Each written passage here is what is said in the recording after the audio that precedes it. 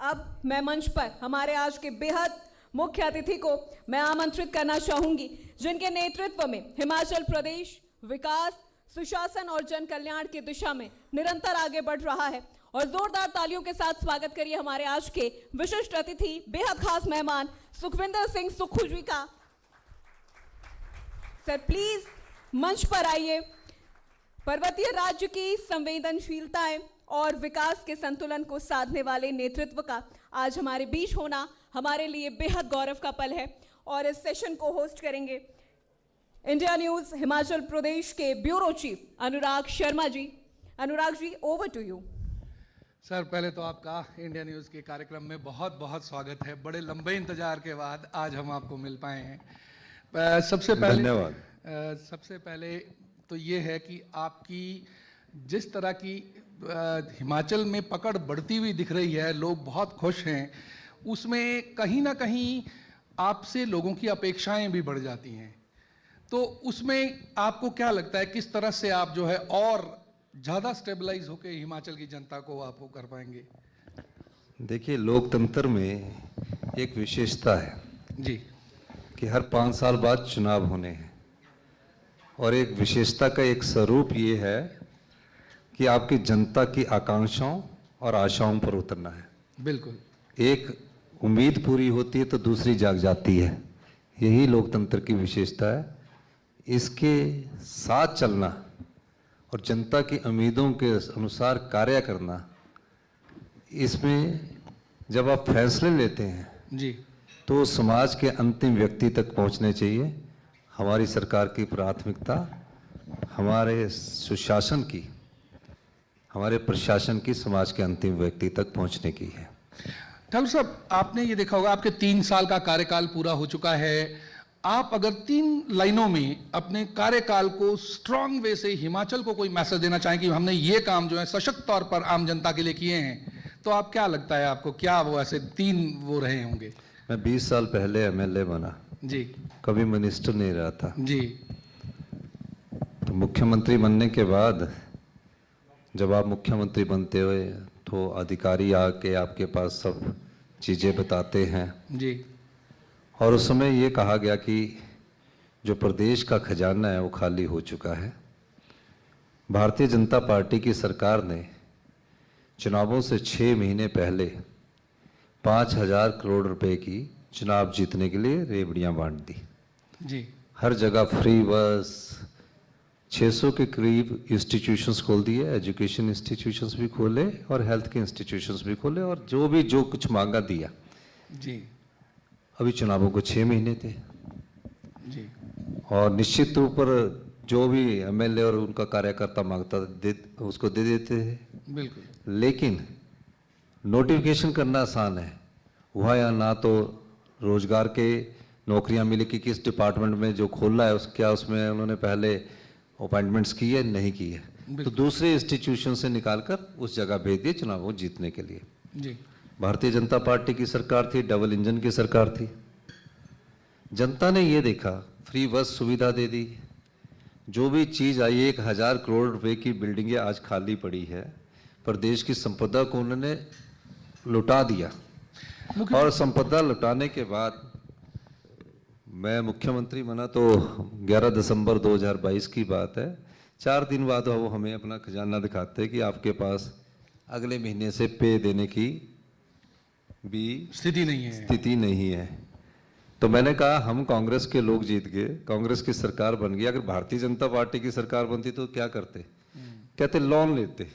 तो हमने भी कहा कि लोन ले लो, हमें भी सरकार चलानी है जी। लेकिन उसके बाद जब मैंने फाइनेंशियल हालात को देखा तो हमने 1 महीने बाद कैबिनेट का विस्तार किया। उससे पहले पूरे खजाने को समझा और हमने व्यवस्था परिवर्तन का नारा दिया।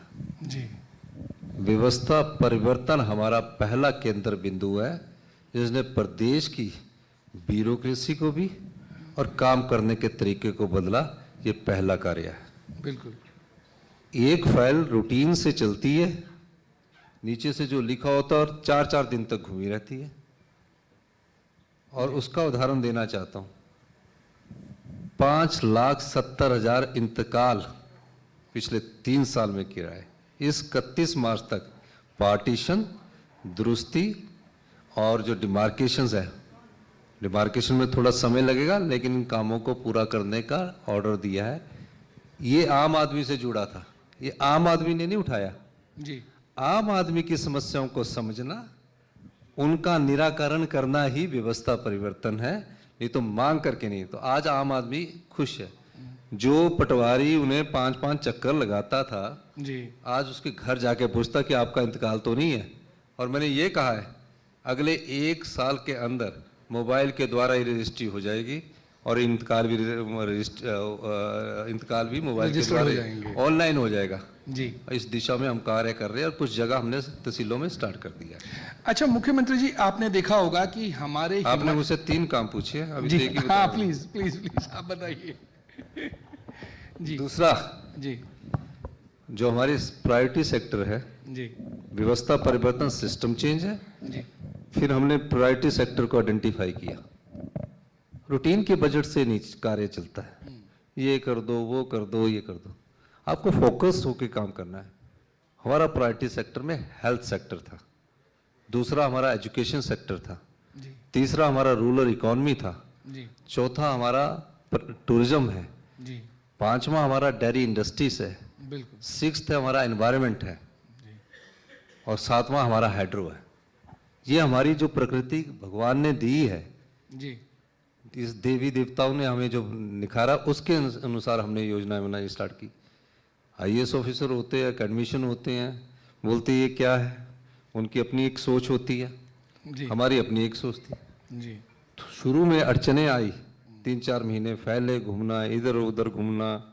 मेरे एक स्वभाव में है कि मैं ऊपर से लेकर नीचे तक बात कर लेता हूँ। जी तो मैंने दिला ये तो काम नहीं चलने वाला ऐसे। तो हमने हेल्थ सेक्टर की मीटिंग्स की, इंटरेक्शंस किया हर जगह। जी और हमने जो हमारा प्रीमियम हॉस्पिटल है आईजीएमसी, उसमें 15-15 साल की अल्ट्रासाउंड मशीनें, एक्सरे मशीनें, एमआरआई अभी भी 19 साल की है। तो हेल्थ सिस्टम को कैसे ठीक करना है, जी कैसे हेल्थ को हेल्थ टूरिज्म के दृष्टिकोण से बढ़ना है।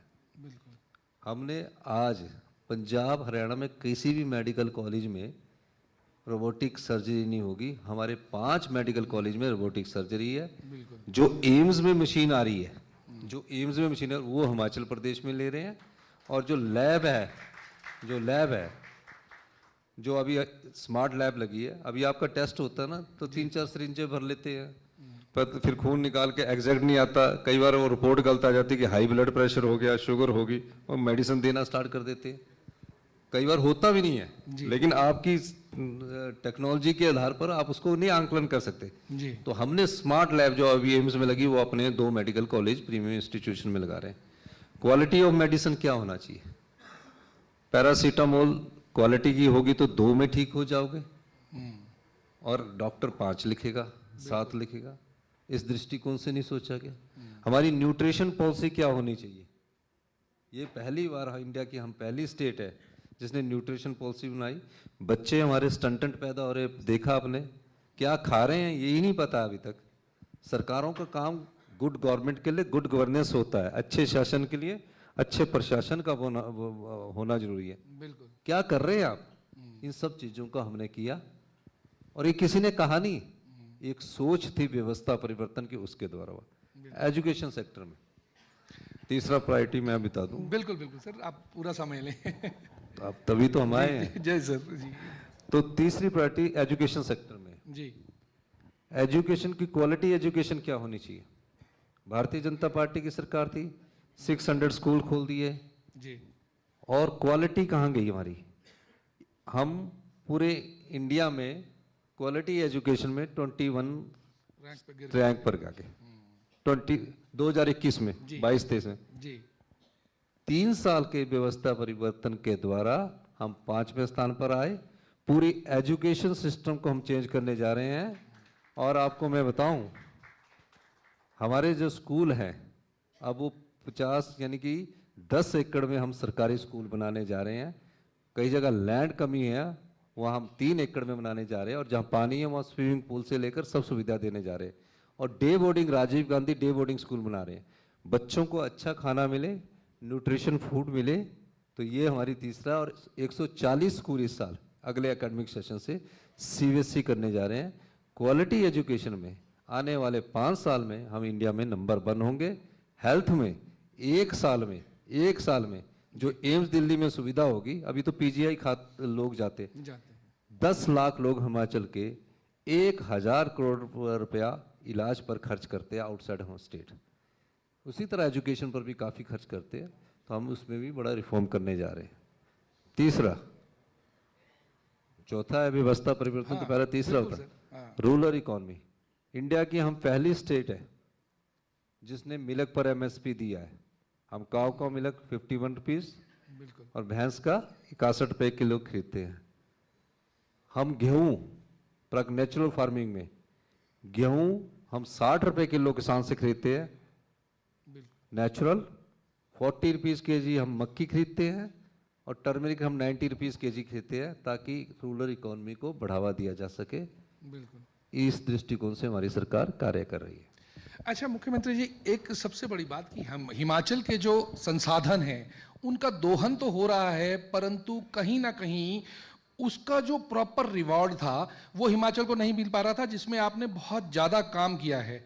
उस पर आप किस तरह से अब नई नीतियों पर काम कर रहे हैं जिससे हम उस दोहन को कुछ तो हिमाचल के, क्योंकि हिमाचल के पास और कुछ नहीं है, हिमाचल के पास जल है, थोड़े हमारे पास पर्यटन का क्षेत्र है, और अगर हम बात करें थोड़ा जल आपका व्यवस्था, क्योंकि ज़्यादा लैंड होल्ड नहीं है हमारे पास, तो उसमें अब ऐसा क्या कर रहे हैं जिससे हिमाचल का कुछ और विकास हो सके?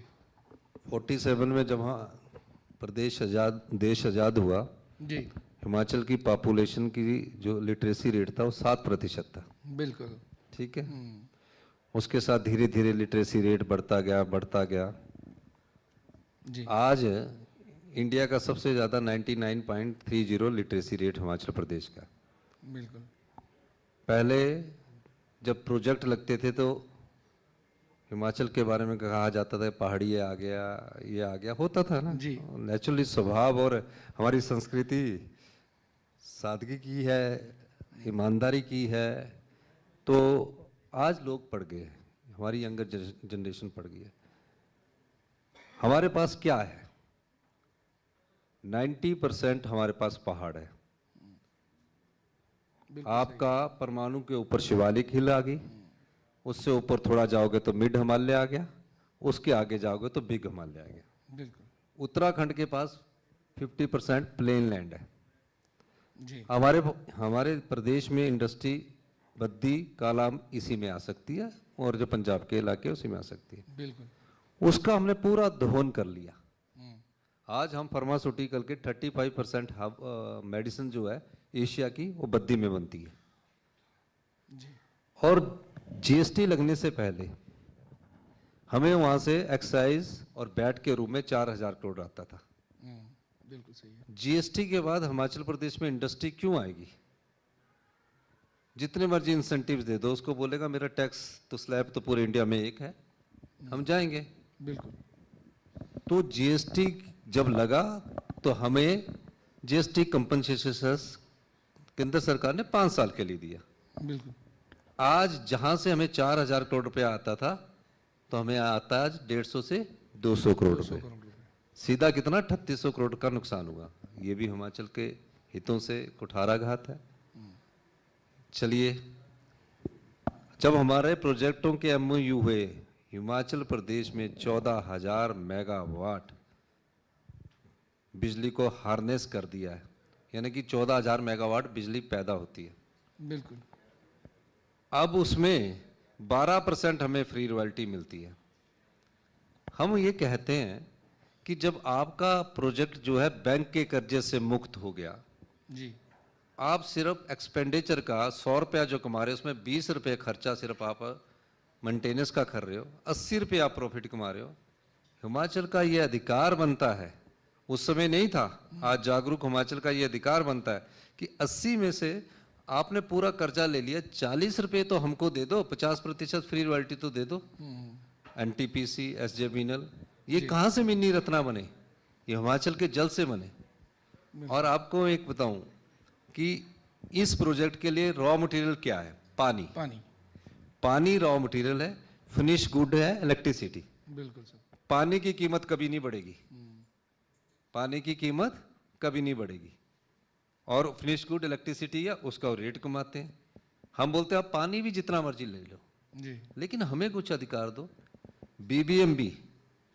बीबीएमबी में आज चाहे वो भाखड़ा बना चाहे पौंग बना, वहाँ ऑस्टिच जो बने वो हिमाचली बने। उजड़े कौन? हिमाचली। फायदा किसने लिया? पंजाब ने, हरियाणा ने, दिल्ली ने।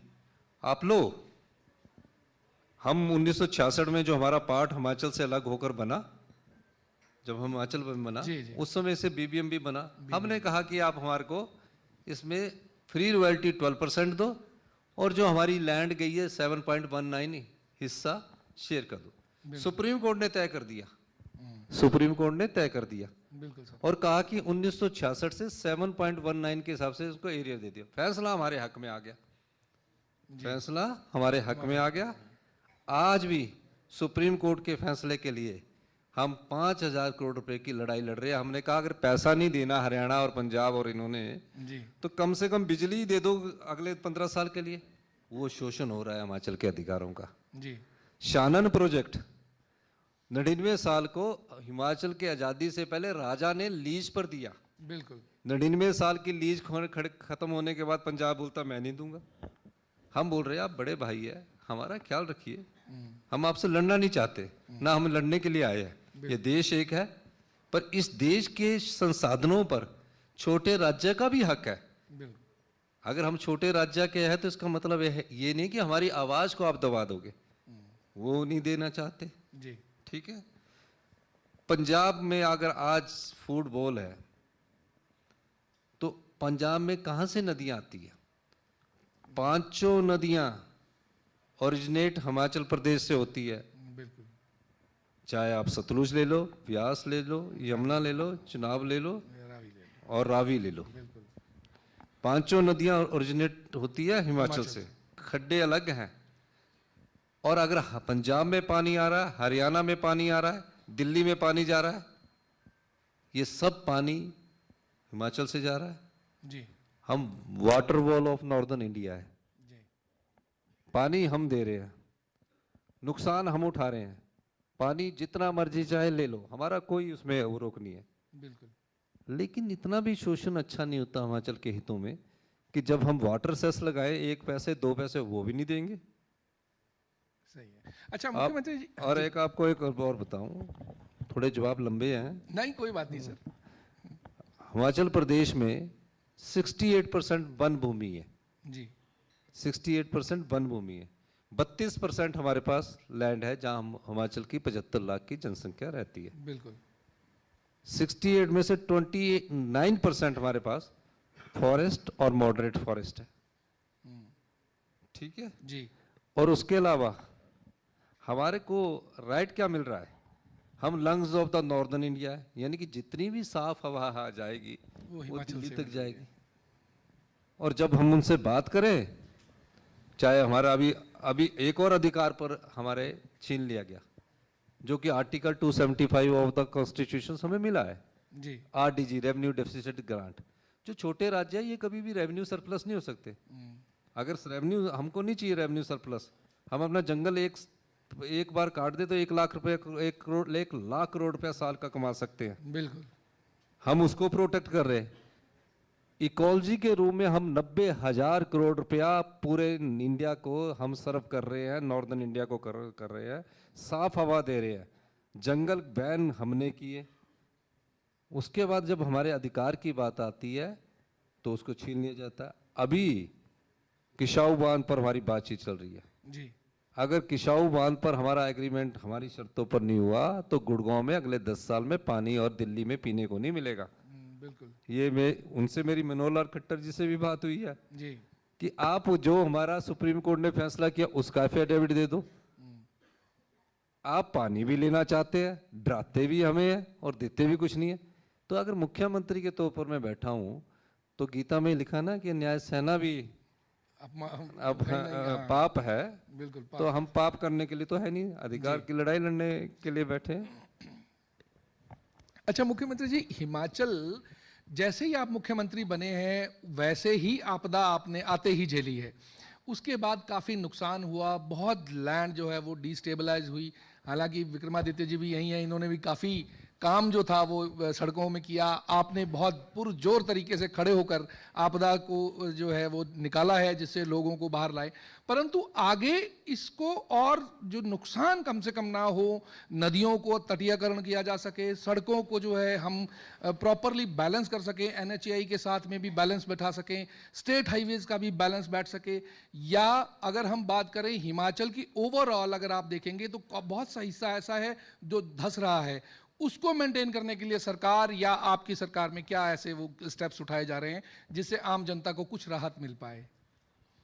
आपने बहुत अच्छी बात पूछी। 2023 में जब आपदा आई, कुल्लू मनाली पूरा टूट गया था। बिल्कुल 75,000 टूरिस्ट वहाँ बसे हुए थे। हमने 75 सारे मंत्रिमंडल के सदस्य, मैं खुद 3 दिन रहा, सड़कों पर ट्रैफिक हमने खुलवाया। बिल्कुल जिस सरकार में मुख्यमंत्री से लेकर मंत्रिमंडल के सदस्य ट्रैफिक खुलवा रहे हैं, बिजली की पानी लगा रहे हैं, वो सेवा भाव को दर्शाता है जो हिमाचल के संस्कारों में है। बिल्कुल है। दूसरा कि ये NHAI वाले है, रोड है, मैं एक आपको बात बताना चाहूँ। टीवी में बड़ी बहस देख रहा था मैं उस दिन, ऐसा हो गया, ऐसा हो गया, बड़े बड़े चैनल बोल रहे थे। मैं 2 चीज़ें बताना चाहूँ। आज हिमाचल प्रदेश क्लाइमेट चेंज के कारण ये नुकसान उठा रहा है। हमारा टेम्परेचर बढ़ चुका है। आज हिमाचल कर रहा है, आने वाले में उत्तराखंड भी करेगा, जम्मू भी करेगा, और धीरे धीरे ये प्लेन में आएगा। बिल्कुल मैंने खुद देखा है, हमने जिंदगी में, हमको जिंदगी हिमाचल शिमला में बसे हुए होगी, इतने बड़े क्लाउड बर्स्ट कभी नहीं होते थे जी। और क्लाउड बर्स्ट होने के कारण जब बारिश आती है तो इस बिल्डिंग के बराबर के पहाड़ और पत्थर सारे बह जाते, जो कुछ आता है उसके नीचे दब जाता है। बिल्कुल तकरीबन 23,000 घर हमारे टूट गए, आंशिक रूप से और पूर्ण रूप से, और 700 के करीब लोग हमारे जान गंवा गए। बिल्कुल हमने उस आपदा को भी देखा, उसको भी झेला, जी। और आप अंदाजा लगाइए कि हमने 75,000 टूरिस्टों को 3 दिन के अंदर घर वापस भेजा, और तब तक उनका किराया भी नहीं लिया होटल में, जी फ्री सुविधा दी हमने। जी। और उनको रास्ते में, जैसे कोई मदर फीडिंग वाली हमारी लेडीज थी, तो दूध सब कुछ रखा। अब उससे निपटना कैसे है? जी जब सड़क कटती है तो ये कहना कि पहाड़ दरका के गलत बात है। जी। जब सड़क कटती है तो उसका स्टेटस सेटल होने में 3 से 4 साल लगता है। बिल्कुल सही बात है। और कोई नुकसान हमारा नदियों में नहीं हुआ कि नदियों में बह गए, नदियों के कारण नहीं हुआ, क्लाउड बस्टिंग के कारण हुआ। जी। तो क्लाउड बस्टिंग कहाँ हुई? जहां तो नदी थी नहीं, पहाड़ के टॉप पर क्लाउड बस्ट हो गया। क्लाउड बस्टिंग कैसे होती है? जब ये NTPC, NHPC और SJB ने डैम बनाए जी। तो मई जून में वेपोरेशन होती है, बिल्कुल सही। और हिमालय की सर्द हवाएं गर्म हवाओं से वेपोरेशन से टकराती है, तो जहां वायु का दबाव बनता है वहां क्लाउड बस्टिंग होती है। जी। तो यानी कि जो प्रोजेक्ट के प्रॉफिट कमा रहे हैं, नुकसान हम सहन कर रहे हैं, तो उनका भी दोष है। तो ये कहना कि नदियों के किनारे ऐसे बसे, गलत बात है। नदियों के किनारे वाले तो पहले ही जागरूक है, और जब ऐसा बाढ़ आती है वो पीछे चले जाते हैं। जी बिल्कुल। जब सिराज में इस बार बस्टिंग हुई, जहां कोई नदी नहीं बहती, छोटे नाले बहते हैं, जो हमारे पूर्व मुख्यमंत्री जी की है, वहां हुई, तो क्लाउड बस्टिंग क्यों हो रही है? क्योंकि टेम्परेचर बढ़ रहा है। हमारे यहाँ स्नोफॉल हुआ जो हमारे 24-25 दिसंबर को होगा, जो हमारे उम्र के लोग बैठे हो जानते कि दिसंबर और न्यू ईयर में बर्फ पड़ती है, 1 महीना लेट है। इस बार 23-24 जनवरी को हुआ। बिल्कुल। नहीं तो शिमला में 20 दिसंबर के बाद मौसम बढ़ जाती थी बारिश। गर्मी ज़्यादा हो रही है, सर्दी बहुत जल्दी शुरू हो जा रही है। अब सर्दी अब शुरू हो रही है, अब सर्दी अब शुरू। तो क्लाइमेट चेंज के कारण मैं होम मिनिस्टर साहब से मिला, मैंने बोला कि आप साइंटिस्टों को, एनवायरमेंटलिस्टों को, और जो टॉप की इंस्टीट्यूशंस हैं उनका एक सर्वे करवाइए। उन्होंने एक सर्वे के लिए टीम भेजी और उसमें उन्होंने स्टडी करवाया है। जी। तो क्लाइमेट चेंज धीरे धीरे क्या कर रहा है? अपना रूप बदल रहा है। आने वाले समय में सब जगह क्लाइमेट चेंज का असर होगा, और हमें इस चीज़ से बचना है। अब इस चीज़ को रोक नहीं सकते, जो पिछले 70-80 सालों में अपने जो एनवायरनमेंट गंदा किया है, जी पर रोक नहीं, उसको हम अभी एकदम ठीक नहीं कर सकते, लेकिन उसको रोक सकते हैं कि अब यहाँ तो स्टेबल रहे। बिल्कुल। उस दृष्टिकोण से हमने नीतिगत परिवर्तन किया है और काफी परिवर्तन हमने किया, जिसका फायदा आने वाले में हिमाचल के लोगों को मिलेगा, देश के लोगों को मिलेगा। हम ई व्हीकल में जा रहे हैं, हम ग्रीन हाइड्रोजन में जा रहे हैं, हम सोलर में जा रहे हैं, तो हम सब चीजों को लेटेस्ट टेक्नोलॉजी है। हम जियो थर्मल में जा रहे हैं। जी जियो थर्मल में अभी हमने आइसलैंड के साथ एक एमओयू किया।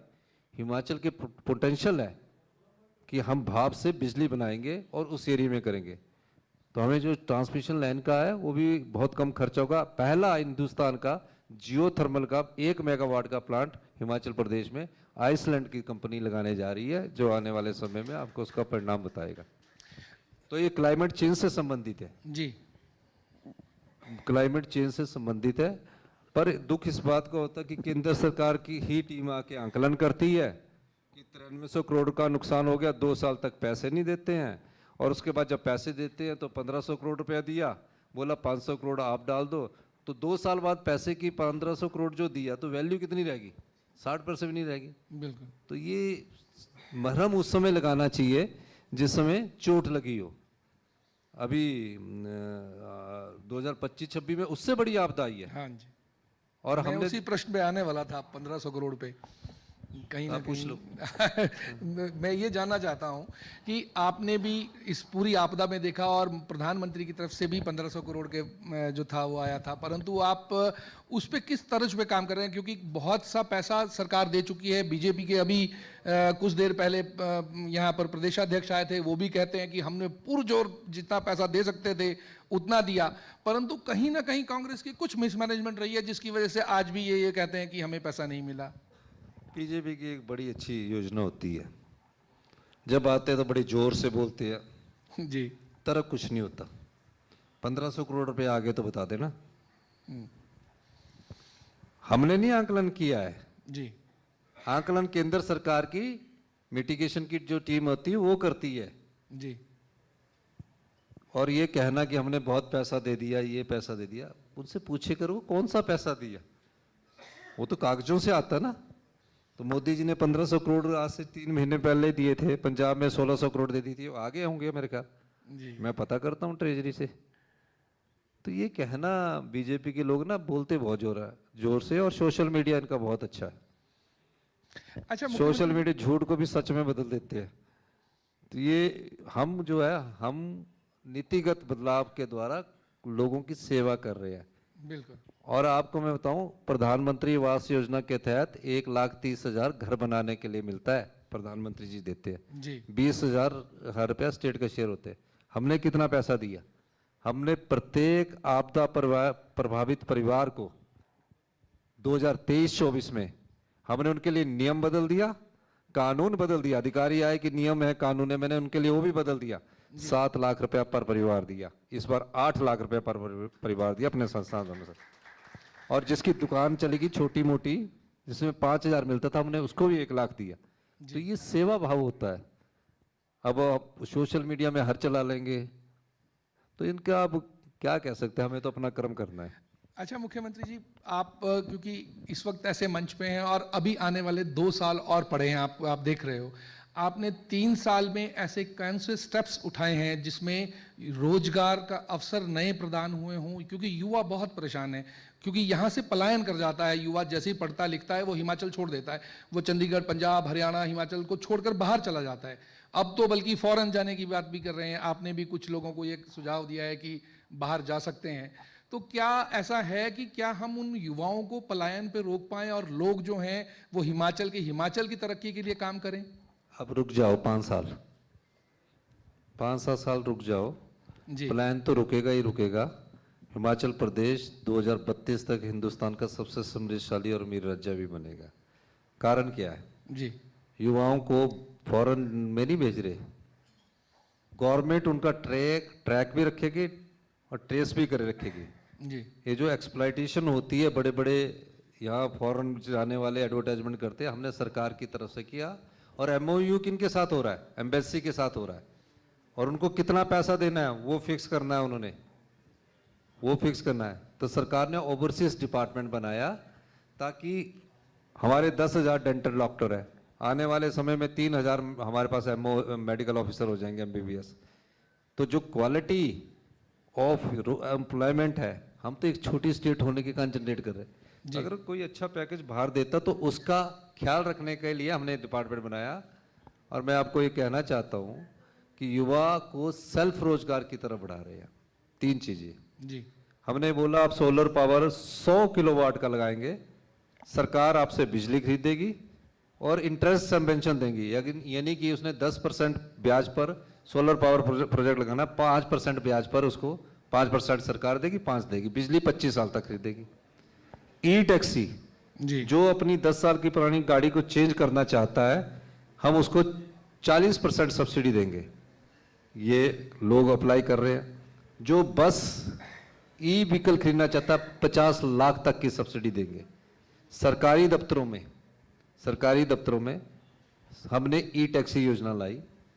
एक किसी अनएम्प्लॉयड ने 30 लाख की गाड़ी खरीदी, सरकार ने उसको 15 लाख रुपया ई टैक्सी योजना के तहत सब्सिडी दी जी, और सरकार के अधिकारी के अंतर्गत लगाई और उसको 75,000 रुपया हर महीना और 4 साल तक उसकी अशोर्ड इनकम का एग्रीमेंट किया और 3 साल और है।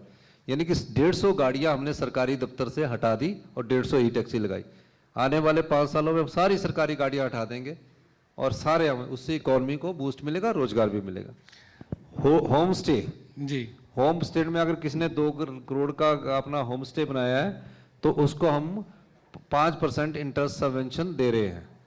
हर चीज में हम ब्याज में कमी कर रहे हैं। अपने युवाओं के लिए हम नई रोजगार नीति ला रहे हैं। और जो बोल रहे हैं कि रोजगार बहुत कम है, भारतीय जनता पार्टी से ज्यादा रोज हमारे इंटरव्यू हो रहे हैं, पर हम क्वालिटी में ज्यादा ध्यान दे रहे हैं, क्वांटिटी में कम। अच्छा मुख्यमंत्री जी, जैसे आपने कहा 2032 तक रुक जाइए, तो क्या सुखविंदर सुक्खू इस बात की स्टेटमेंट दे रहे हैं कि मुख्यमंत्री दोबारा रिपीट करने, क्योंकि हमने कहीं से सुना कि मुख्यमंत्री जी बहुत अश्योर हैं कि वो रिपीट करने वाले हैं, आपको क्या लगता है? हम रिपीट तो कर चुके हैं। जब हमारी सरकार गिरी तो हम तो माइनॉरिटी में थे। भारतीय जनता, लोकसभा का भी चुनाव था जी, विधानसभा का भी चुनाव था। हमारे 9 विधायक लोकतंत्र की मंडी में बिक गए और पहली बार ऐसी घटना घटी। 6 तो बिके। जो आजाद उम्मीदवार है, हिंदुस्तान के इतिहास में ऐसा कहीं नहीं देखने को मिलेगा। हिस्ट्री बना गए हमारे लोग। जी, वो विधानसभा के प्रांगण में भूख हड़ताल पर आजाद प्रत्याशी इसलिए बैठे कि हमारा इस्तीफा स्वीकार करो। जी, क्योंकि आजाद उम्मीदवार तो किसी भी पार्टी का हो सकता है, कांग्रेस का भी, बीजेपी का। 3 लोगों ने 4 दिन तक हड़ताल की। स्पीकर महोदय उनको समझाते रहे, आप इंडिपेंडेंट एमएलए हो, मत छोड़ो। लेकिन उन्होंने छोड़ा। इतना गुरूर था उनको कि हम बीजेपी के टिकट पर जीत कर आएंगे। बिल्कुल। हिमाचल की जनता ने गिरी हुई सरकार को, जो पैसे के दल पर लोकतंत्र को जिन्होंने खरीदा, फिर 40 पर पहुंचाया। मैं ये नहीं कह रहा कि फिर 40 पर पहुंचाया। और आपको एक बात और बताऊं, मैं आज के लिए मुख्यमंत्री सोचकर समझता हूं, कल का मैं नहीं सोचता। तो मैं आज के लिए सोचता हूं, तो आज के लिए मैं फैसले करता हूं। 2032 में हमारी नीतियां ऐसी होगी कि वो उसको कोई भी सरकार बदल नहीं पाएगी। इसलिए प्रदेश में मैं समृद्धशाली और अमीर राज्य बनाने की कोशिश करता हूं। हाँ, उसमें जरूर झटका लगा कि हमारा जो आरडीजी ग्रांट जो थी, जी, जो हमें 8,000 करोड़ रुपया आज तक मिलती रही, उसको केंद्र सरकार ने बंद किया। उसकी लड़ाई हम सड़क पर लड़ रहे हैं। बीजेपी वालों को भी हमने बुलाया कि ये किसी सरकार और किसी मुख्यमंत्री की लड़ाई नहीं है, प्रदेश के हित की लड़ाई है और प्रदेश हित सर्वहित है, तो उस लड़ाई को हम लड़ रहे हैं। अच्छा ठाकुर साहब, एक लास्ट में अंतिम सवाल मैं आपसे लेना चाहता हूं। एक मुझे ये बताइए कि क्यों बार बार ये सुनने को मिलता है कि मुख्यमंत्री सुखविंदर सुक्खू ने इतना बड़ा अमाउंट का लोन जो है वो रेज कर दिया, जबकि पिछले 3, आज सुबह की बात है, आज एक सांसद महोदय आए थे बीजेपी के, उन्होंने स्पष्ट ये कहा कि जितना शांता कुमार, प्रेम कुमार धूमल और जयराम ठाकुर ने लिया था, उतना 3 साल के कार्यकाल में सुखविंदर सुक्खू ने ले लिया। क्या कारण रहा कि इतना बड़ा आपको जो है वो ग्रांट या पैसा अरेंज करना पड़ा या उनको लेना पड़ा लोन? आपको लगता है कि अगर उन्होंने कहा, क्या आपको लगता है? मैं आपको इसीलिए मैं आपसे जस्टिफाई चाह रहा था कि आप क्लियर ये बात कर दें एक जब बार। हमारी सरकार बनी तो 75,000 करोड़ का लोन इस स्टेट पर था। जी और 10,000 करोड़ की 6th पे कमीशन की लाइबिलिटीज हमारे पर थी। बीजेपी ने 6th पे कमीशन अनाउंस कर दी चुनावों से पहले और पूरी लाइबिलिटी हम पर छोड़ दी। 75,000 करोड़ का कर्ज था। हमने अभी तक 23,000 करोड़ रुपए का कर्ज मार्केटिंग बोरिंग से लिया और वापिस अभी तक 3 साल में 26,000 करोड़ किया। हम कर्जे को चुकाने के लिए कर्जा ले रहे हैं जी। और उस कर्जे में भी भ्रष्टाचार के चोर दरवाजे बंद करके हमने 3,000 करोड़ रुपया एक्स्ट्रा दिया। ये तो इनसे पूछो जिनको हमारी सरकार से 50,000 करोड़ रुपया ज्यादा आया भारतीय जनता पार्टी को। ऐसे ऐसी बिल्डिंगें बना दी है, हम तो सबको हाथ कह रहे हैं कि बिल्डिंगों को ले लो, ठेकेदारों को फायदा पहुंचाया, इन्वेस्टमेंट प्रदेश का ड्रेन हुआ, जनता की संपदा को खुलेआम लुटा दिया गया। हमने उस संपदा को रोका और उस संपदा से हमने सामाजिक कार्य किए और उन सामाजिक कार्यों में हिमाचल प्रदेश में आज कोई भी बच्चा अनाथ नहीं है जी। हमने जो बच्चे अनाथ हो गए, अपनी माता को खो गए, अपने पिता को खो गए, पैदा होने के बाद से 27 साल तक उनको चिल्ड्रन ऑफ द स्टेट का दर्जा दिया। यानी सरकार ही माता है, सरकार ही पिता है। और क्या करते हैं उनके लिए आपको बताता हूं। ऐसा नहीं कि वो कानून बना दिया, ये लिख दिया। उनके लिए अगर एक महीने का बच्चा तो एक नर्स 3 साल तक उसके साथ रहेगी। हर महीने 1,000 रुपया उसके अकाउंट में जाएगा, हर महीने अकाउंट में जाएगा। 18 साल के तक उसके 2,500 रुपया हर महीने जाएगा। 18 साल के बाद अगर उसने कोचिंग लेनी तो 1 लाख रुपया कोचिंग का देंगे।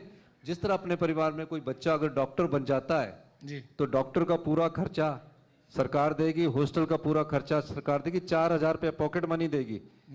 साल में एक बार घुमाने के लिए बच्चों को ले जाया जाता है, तो हम बच्चों को घुमाने के लिए भी एक बार में 15 दिन का टूर प्रोग्राम बनाते हैं, बाई ईयर फैसिलिटीज देते हैं और 3 स्टार होटल में हम ठहराते हैं जी। उसी भ्रष्टाचार के जो चोर दरवाजे बंद किए, कोई भी विधवा माता का बच्चा या बहन का बच्चा, उसकी पूरी पढ़ाई का खर्चा सरकार उठा रही है। हम दिव्यांग जनों के लिए सेंटर ऑफ एक्सलेंस बना रहे हैं, हम बुजुर्गों के लिए सेंटर ऑफ एक्सलेंस बना रहे हैं। तो हमारे पास जितने संसाधन हैं, अब जब इन्होंने हमारी आरडीजी काट दी, 10,000 करोड़ रुपए का हर साल हमें नुकसान होगा 16 फाइनेंस कमीशन के कारण, तो हमारी योजनाएं प्रभावित होगी, हमारी योजनाएं प्रभावित होगी, हमारे जो कार्यक्रम में चले वो प्रभावित होंगे। तो ये लोग तो जो सिस्टम को चल रहा है उसको ड्रेल करने में लगे हुए हैं। अच्छा, चलते चलते 2 साल का समय आपका रह गया है, अंत हो रहा है। अब इसके बाद आपके फिर दोबारा आप इलेक्शन में मोड पे आ जाएंगे। आप हिमाचल की जनता को लास्ट के 2 साल में क्या कहना चाहते हैं कि क्या करके जो है वो आप मैसेज देंगे हिमाचल की जनता को? 2 नहीं 22 महीने रह गए, 2 साल से 2 महीने कम हो गए। हम तो हर दिन को गिनते हैं जी। वो जनता ने तय करना है। हमारा मैसेज ये है कि हम अपनी सरकार को ट्रांसपेरेंसी से चला रहे हैं, मॉरलिटी से चला रहे हैं, ईमानदारी से चला रहे हैं। और हमारा ये दायित्व बनता है जो मांग भी ना करे जी, उसके दुख को बांटो। इसी को व्यवस्था परिवर्तन कहते हैं और इसी व्यवस्था परिवर्तन के कारण हम 2 साल में चुनाव पे जाएंगे और हम बताएंगे कि हमने क्या किया है। हमारी योजनाएं अब 3 साल बाद धरातल में आने वाली है। बहुत बहुत धन्यवाद सर, आपने धन्यवाद। बहुत बेबाकी से सारे मेरे प्रश्नों का उत्तर दिया है और आपको आने वाले समय के लिए बहुत बहुत शुभकामनाएं एवं हमारे पास यहाँ आने के लिए बहुत बहुत धन्यवाद। Thank you. बहुत शुक्रिया माननीय मुख्यमंत्री जी। लेकिन मैं चाहूंगी कि आप अभी थोड़ी देर और सर मंच पर ही आप रहें और मैं मंच पर आमंत्रित करना चाहूंगी ITV नेटवर्क के फाउंडर श्री कार्तिकेय शर्मा जी को, वो मंच पर आए और माननीय मुख्यमंत्री जी को मोमेंटो देके सम्मानित करें और तालियां बजती रहनी चाहिए।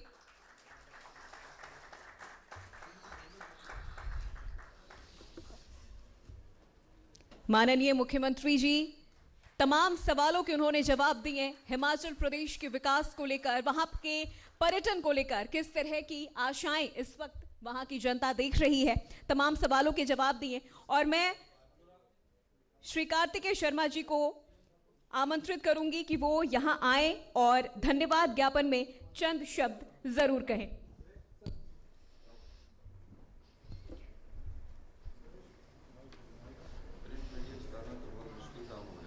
सर अब तो मल्टीमीडिया ही बन गया यही सर।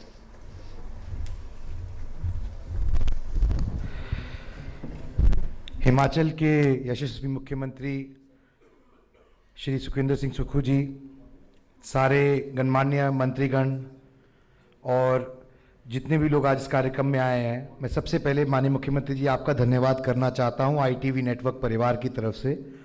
जितनी भी हमारी पत्रिकाएं हैं, न्यूज़ चैनल्स हैं, नेशनल और रीजनल, आप सबका, आपका उन सब की तरफ से बहुत बहुत धन्यवाद करना चाहता हूं। मैं जानता हूं कि आप विशेष तौर पे आज इस कार्यक्रम के लिए समय निकाल के आए और मैं पूरे ITV नेटवर्क परिवार की तरफ से आश्वस्त करता हूं आपको कि हम इसी तरीके से निर्भीक पत्रकारिता और निष्पक्ष पत्रकारिता करते रहेंगे और आपका भी सानिध्य ज़रूर हम चाहेंगे। बहुत बहुत धन्यवाद। बहुत शुक्रिया सर। और मैं चाहूँगी कि माननीय मुख्यमंत्री जी और श्री कार्तिकेय शर्मा जी मंच पर ही रहें और हमारे दो बहुत ही खास मेहमान हैं जिन्हें हम यहाँ पर मंच पर आमंत्रित करेंगे और उन्हें सम्मानित करेंगे। मैं एक एक करके नाम यहाँ पर लेती हूँ। Mahavir Guddu ji, Padmashri singer and actor. Mahavir Guddu ji please मंच पर आइए और माननीय मुख्यमंत्री जी और श्री कार्तिकेय शर्मा सर जी मोमेंटो देके सम्मानित करें। और डॉक्टर परमजीत सिंह मान, AVP ऑल केमिस्ट हॉस्पिटल, और Harleen ji vice president HR and admin. मैं चाहूँगी कि आप दोनों भी मंच पर आएं।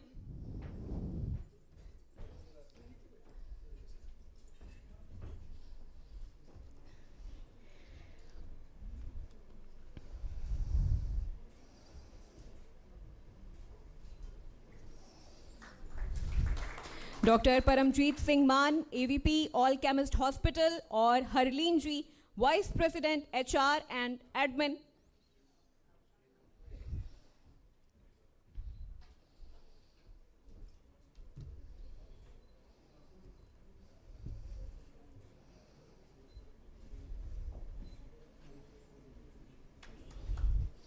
तालियां बजती रहनी चाहिए हमारे खास मेहमान के लिए। और अब मैं हमारे दोनों मेहमानों से कहूँगी कि प्लीज़ मंच पर ही रहें। और केक कटिंग सेरेमनी के लिए मैं चाहूँगी कि मंच पर केक कटिंग का ये कार्यक्रम, और इसके लिए मैं मंच पर कुछ और बेहद खास मेहमानों को मैं मंच पर आमंत्रित करना चाहूँगी। पंडित विनोद शर्मा जी मंच पर आएँ और श्रीमती शक्ति रानी शर्मा जी, विधायिका कालका, मंच पर आए, और विक्रमादित्य सिंह, कैबिनेट मिनिस्टर हिमाचल प्रदेश, राकेश धर्मानी जी, cabinet minister Himachal Pradesh, Vinay Kumar ji, state Congress president Himachal Pradesh. में चाहूंगी कि आप सभी खास मेहमान इस वक्त हमारे साथ मंच पर रहें। हर्षवर्धन चौहान जी, इंडस्ट्री मिनिस्टर हिमाचल प्रदेश।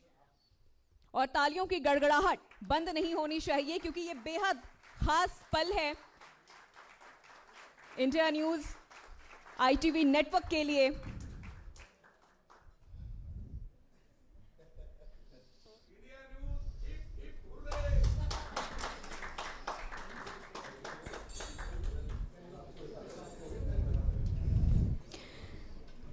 तो आज समाचार के 20 गौरवशाली वर्षों के उपलक्ष्य में आयोजित India news Haryana, India news Punjab और हिमाचल का ये खास कॉन्क्लेव नीति, विकास और जन सरोकारों पर सार्थक संवाद के साक्षी बन रहे हैं। आज समाज जो कि अपने दूसरे दशक को पूरा कर चुका है और युवावस्था में प्रवेश कर चुका है,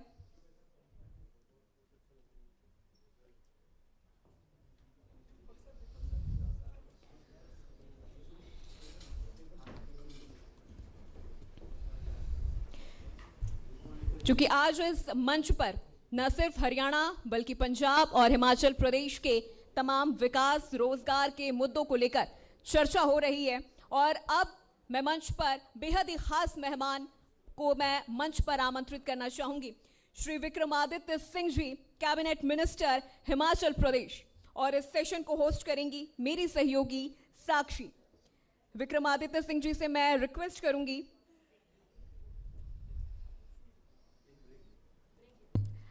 इस सेशन को हम आगे बढ़ाएंगे, लेकिन हम यहाँ रुकते एक छोटे से ब्रेक के लिए। कहीं मत जाइएगा, लगातार हमारा ये मंच, ये पड़ाव इसी तरह जारी रहेगा।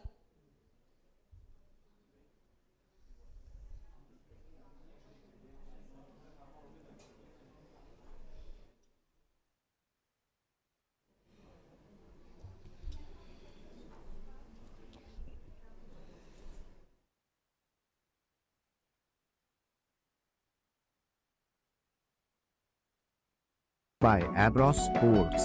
Play big. Associate sponsor Dhanuka. India का प्रणाम हर किसान के नाम। Health partner alchemist hospital. Trust your health with us. Education partner ITB next international media and management school. Real estate partner DLF। Food partner 521 food product. गजब की quality, गजब का स्वाद। Food partner MGI, India's #1 rice supplier and exporter.